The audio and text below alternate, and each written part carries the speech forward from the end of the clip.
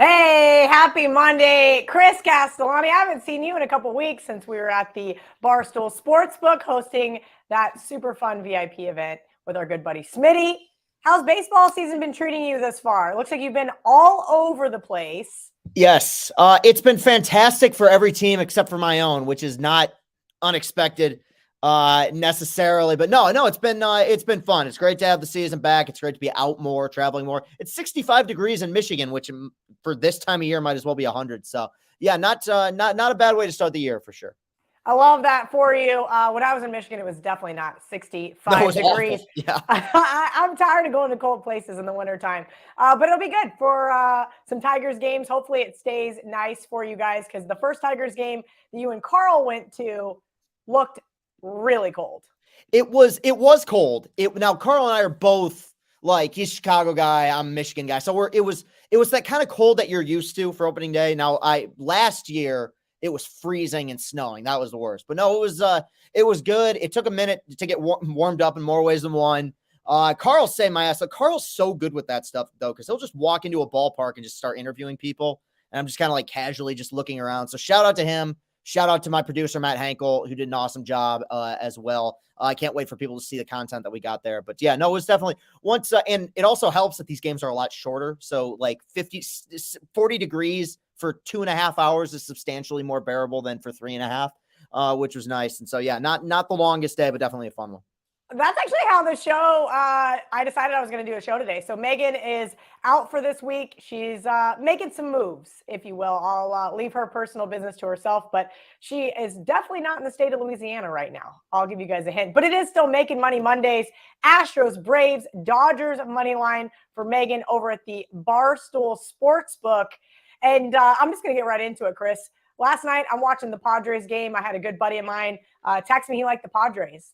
And all of a sudden, I'm like, maybe baseball isn't so bad. Then I caught a clip of White Sox Dave talking about going to the first White Sox game of the year and how much more enjoyable it was with the pitch clock. And there's no downtime. Last time I listened, announcers are talking about mullets. Well, obviously, they're talking about crazy things because it was a blowout. Yeah. They're talking about mullets. They're talking about how you rate guys based on their decade and who they played with, not trying to compare guys from the 1940s to the guys from the mid-2000s to the guys from the 2020s. Then I even got to watch Acuna and Soto have some jokes. I think I might like baseball now on TV. Now, I've always liked going to baseball games. So that is the caveat. I always have loved going to baseball games. That's actually how I met Carl, was at a Cubs game 2 summers ago. Oh, wow.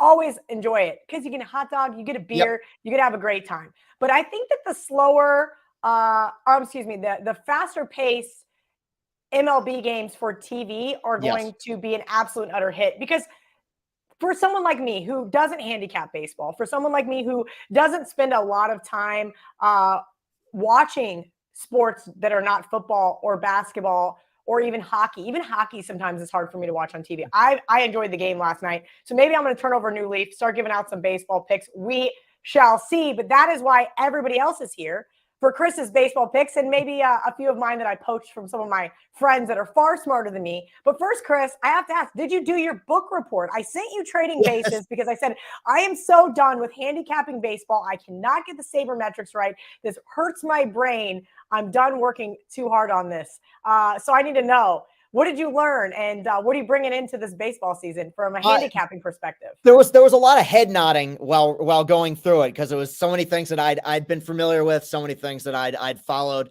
throughout my time as a baseball fan. In terms of handicapping stuff, it's a weird one because with the rule changes, it's hard for me to find any sort of real strategy because there's certain guys careers are going to be impacted by this. So it's hard to even base things off of the data from last season because games are shorter, the relievers have to face a certain amount of hitters. There's a lot of variables to look into. But no, as a whole, it was definitely something I related to, definitely up my alley. But as far as handicapping, no, I'm still kind of flying on the seat of my pants, trying to figure something out. I had a strategy early on with overs because I thought that pitchers would be impacted by the rule changes and we'd see more runs. I don't know if that's necessarily true, but I'm definitely happy to be playing games every day. It's been fun. Love it. We already have one game underway. White Sox up 4-1. That should make White Sox Day very happy. But we're going to go through the slate. There are 5 games we're going to touch on. Chris, let's go over the game that you and I both agree on. I mentioned I was on the Padres last night. You like the Padres today. Current line, let me get it up here at the Barstool Sportsbook, plus 116. So we've seen this one come down a little bit now. I know you mentioned that maybe your strategy was a little unconventional, but at the same point in time, I think that there's teams, and especially in baseball, and this is just from years of being around people who have taught me about it, there's teams you want to bet on and there's teams you want to bet against. And right now, I think this Padres team is a team you want to back. They're playing really good ball together. They're having a good time. And I think that that's really important. On the flip side, you've got the Mets. Well, they're the Mets. If you want to know anything about the Mets, you just ask Frank the Tank. Yu Darvish on the mound for the Padres. Max Scherzer on the mound for the Mets. Talk to me about this matchup, Chris. Yeah, I like the Mets, and I think ultimately they're going to be fine, even with the injuries they've had. That's a really talented team.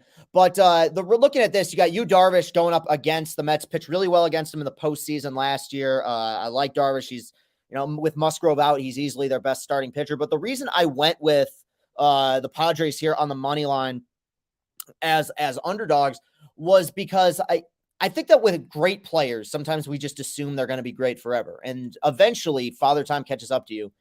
As good as his stuff still is, Max Scherzer, since returning from injury, I believe it was last September, not great. In fact, went up against these same Padres in the postseason, had maybe the worst start of his career, gave up 7 runs. His last outing was not great against the Brewers. It's so weird to say about a guy who's got 3 Cy Youngs, but he's 39 years old. He's not going to be great forever. So early on in this season, I'm kind of keeping arm's length of betting on him. And for that reason, I got the Padres on the money line tonight. And also, the Padres are going to be one of the World Series favorites. It's going to be very rare throughout the season that they're going to be underdogs at all. So I feel like you're going to get good value on them, potentially as underdogs the few times that they are throughout the season. So that's why I went with this one. Yeah, I think on the road, you're gonna catch them as underdogs. Yeah, that's true. Against powerhouse teams that I would say are more public than them, the Braves last night, the Astros, the Red Sox, the Yankees, those types of teams, you will see them be underdogs too, but you're absolutely right. At home in Petco Park, don't be expecting to get the plus sign unless for some reason maybe they pull their ace last minute, whatever that may be. Let's go into a game that you like. God, I don't know if I can do this. This one's kind of nauseating. The Oakland Athletics just 2-7 to start the season. JP Shears on the mound, taking on the Baltimore Orioles with 2-0. Kyle Gibson, though, he is 2-0. His ERA has not been great. Right. I get it. We talked about betting on and betting against teams. Are the A's just a straight up bet against team for you right now? Is that what your thought process is? Because the Orioles were great at home last year. Yes. This year, I don't know if I really want to lay that kind of juice with them. It's interesting because the A's are going to be a weird one where they are the gap between them and the second worst team in baseball is substantial. So they're going to be underdogs almost every single game. The reason I went with Baltimore on the run line here is the value itself I thought was, for considering who they're playing, was pretty good. And it kind of inconsistent start for Baltimore so far, but they do have hitters. I think that if you have the opportunity, I got it at plus 116 for the Orioles. If you have that opportunity with value like that, you take it because it's not going to be there very often when teams go up against the A's. Current line -1.5 plus 110. Good number there by Chris. If you are like me and you don't have the guts to lay the 1.5, which is usually not in my forte, Athletics plus 165, Orioles -195. That's definitely not my forte. You guys are going to learn over the course of the next few months. -135, -140 might be as brave as I get during baseball season and hockey and any other money line sport, whether that's soccer or anything of that kind of nature. I am risk adverse to laying too much juice. And then I have friends that say, Kelly, don't worry. Juice only hurts when it loses. Yeah, well, at -195, it hurts me a lot. Okay. Yeah. So mind your business. I have no opinion on that one. I agree with Chris. Baltimore at home. Let's see if they can't get something going.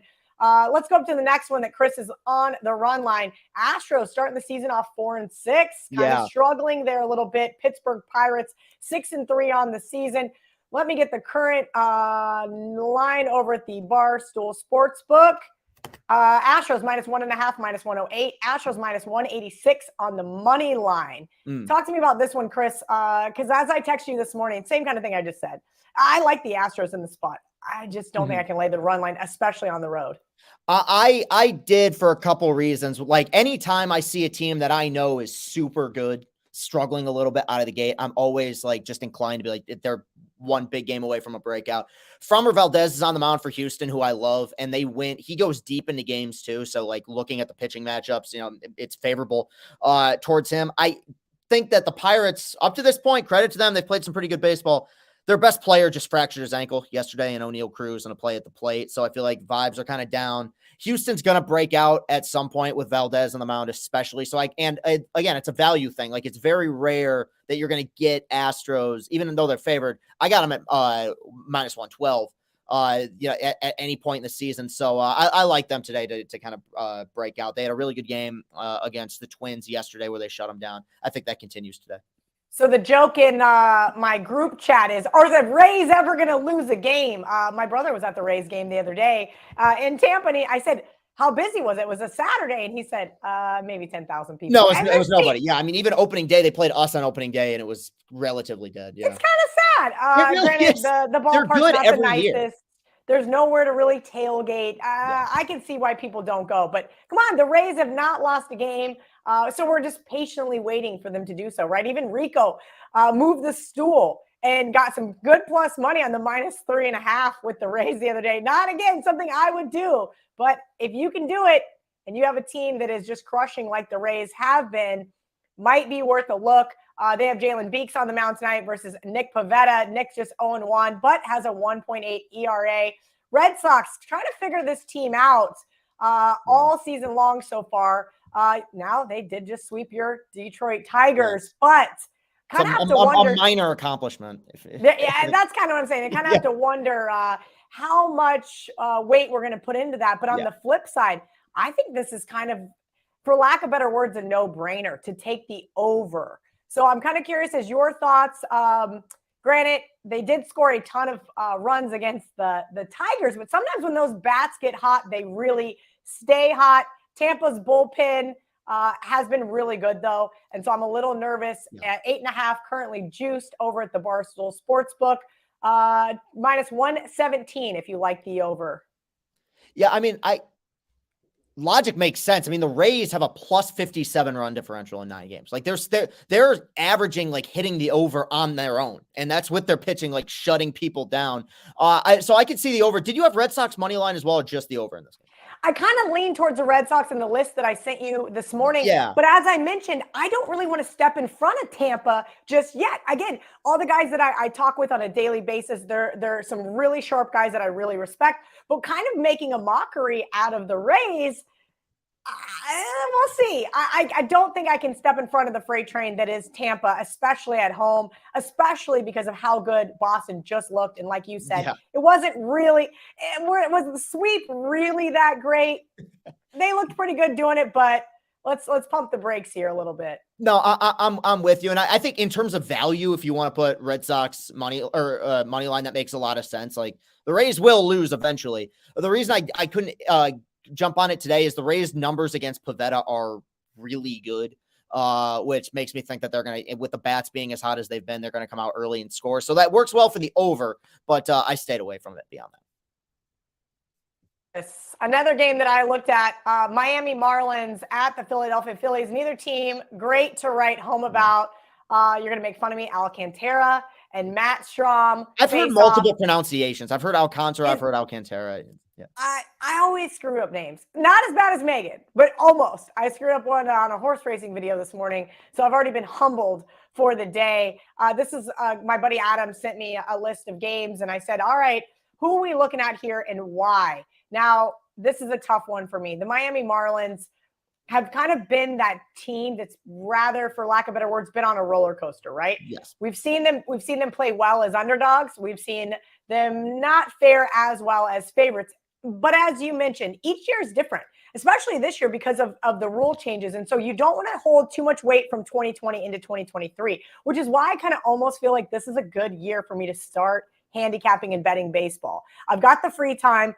I've got the ability, and the game is really going to start being more enjoyable for not only fans, but I believe bettors. So I kind of looked at Alcantara, and I we know last year that he was the NL Cy Young Award winner.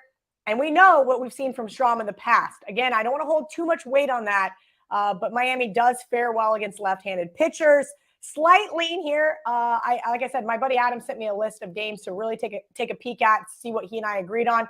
And there is a slight lean here towards the Marlins. I wanted to get your thoughts though on this one. I can't begrudge anyone who takes the Marlins on nights where Alcantara is pitching. Like, I think that if you're going to do it, you have to do it when he's on there. One thing that I find funny is I wonder if at some point with the games moving the way that they have been, if we're ever going to be able to bet time of game, because Sandy Alcantara last week, complete game shutout in 1 hour and 57 minutes, which is the shortest non-7 inning baseball game I've seen in a decade. But that was just a fun thing that kind of came into my head. No, I trust Alcantara. He's brilliant his last start. I do think the Phillies are starting to find it again. They got off to an awful start. They were like 0-4 and couldn't score. So I avoided it because I know that Phillies lineup can strike fast. I think they have some all right numbers against Sandy, but he's the best pitcher in baseball on the bump. It's kind of hard to begrudge anyone for taking that. I do feel like that, but I also kind of sometimes think outside of the box and think, am I paying a premium for a guy maybe 10 cents, 15 cents higher than he would normally be if he wouldn't have won that award last year? Or sometimes I like to look at a full career, Chris, and say, okay, was last year an anomaly? I don't think that was the case with Sandy in particular, but over the course of certain pitchers, Justin Verlander, every once in a while, back in the day when I tried to handicap baseball, let's call it 2014, might have been when I really gave it a go that summer and just wanted to beat my head against the wall because it was such a grind. I think right now what I'm going to do this season is start to pick my spots 1 or 2 games a day. So for me, I am going to take the over in the Red Sox game, and I'm going to join you on the Padres. I know it's short show today. We had a few games in common, and I wanted to touch on those. But give me any other opinions you've got. Maybe you've got a baseball rant already early on in the season. No, not quite. I guess one game. I didn't originally have a home run prop today, but I ended up getting one. Giants Dodgers is the game itself I avoided because I like Logan Webb a lot, but the Dodgers just don't lose when Urias pitches. He's 52-10 since the COVID year. Like, that's insane. But I got Freddie. I was this close. I sent you the list. I thought about bringing up the Giants. I just couldn't do it. You're absolutely right. Certain pitchers you just don't want to step in front of. They may win that, the Giants may win this game. Sometimes you don't want to be in front of that freight train. Yeah, for sure. But one freight train I did jump in front of for tonight, because I love doing home run props just because the value there is always awesome. But Freddie Freeman to hit a home run against Logan Webb. Now, Freddie Freeman's a home run hitter, but he's 10 for 20 career against Logan Webb, and it's plus 800 on the Barstool Sportsbook for him to homer. A player of that caliber with that value, like, I sprinkled something on it because I'm like, all right, let's say if he goes deep, I'm going to look like a genius. We hit a few early in the season that got me excited with the home run prop. So, yeah, I added that one late, but that was my last pick of the day. All right, so you have Freddie Freeman to hit a home run at 8-1 tonight. Yes, yeah, plus 800. I might have to join you on that. Yeah, he's batting 500 career against Logan Webb. So, yeah. Okay, I don't hate that at all. I think there is some tremendous value. A couple guys in the comments section, Arenado to hit a home run tonight. Lots of guys asking about the Giants. Katie got some good numbers on a couple other teams. I believe that she was saying that she got the plus 130 on the O's run line with you.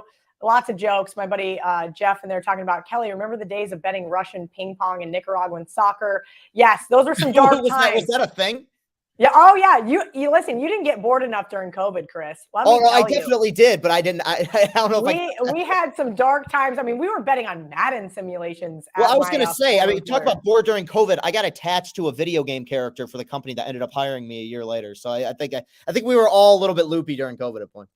I definitely would have to agree with that. Chris, as always, thank you for joining us here on Money Shots. We're going to have you out throughout baseball season. I'm going to work out with you on a schedule. Megan and I are kind of still trying to figure out how we're going to do this, maybe interweave some hockey. Of course, we've got NBA playoffs starting, so we'll have Stephen Che back on Wednesday. Make sure you guys go over to the Barstool Sportsbook Bet. Making Money Mondays. Megan's got Astros, Braves, Dodgers on the money line. Chris has got Freddie Freeman to score a home run, Astros run line, Padres money line, and Orioles minus 1.5 as well. And then I'm going to take the over 8.5 in the Boston Red Sox Tampa Bay game. kind of reaching for that low-hanging fruit on my end. Again, thank you to Chris. Thank you to all of you guys hanging out with us here on the Barstool Sportsbook YouTube channel. Have a great Monday.